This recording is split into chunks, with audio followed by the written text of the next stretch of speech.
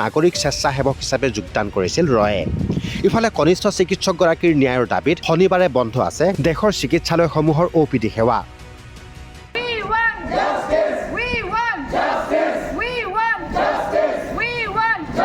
ফলত চিকিৎসাৰ বাবে আহিও নিৰাশ মনে ঘৰমুৱা হৈছে ৰোগী।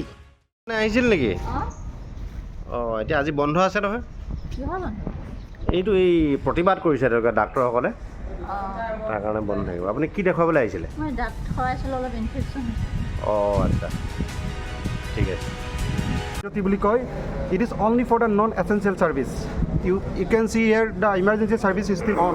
So আমি emergency service এতিয়াও বন্ধ কৰা নাই, আমি non-essential service খিনিয়ে বন্ধ কৰিছোঁ, so that we can show already with our profession, our paternity. আমি যেন এনেকুৱা ধৰণৰ ঘটনাৰ পুনৰাবৃত্তি নঘটে আমি আশা কৰিছোঁ ৰাইজে আমাক অসহায় সহযোগিতা কৰক, যে আমাৰ হেল্থ ৱাৰ্কাৰখিনি বা আমাৰ স্বাস্থ্যকৰ্মীখিনি যাতে সুৰক্ষিত অনুভৱ কৰক, যাতে এনেকুৱা ধৰণৰ ঘটনা আৰু এবাৰ নঘটে। Protest for her, it's a shame on us. It's a shame on us.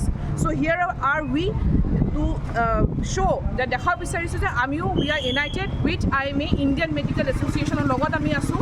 আজি আমি OPD services বন্ধ ৰাখিছোঁ, ward services বন্ধ ৰাখিছোঁ, only emergency services আমি কৰিম, because this is for her, this is for Momita, the girl who was dead on 9th of August 2024, who was put to death by 5. এতিয়ালৈকে 5জন ওলাইছে, যাৰ ভিতৰত এজনী ছোৱালীৰ নামো ওলাইছে।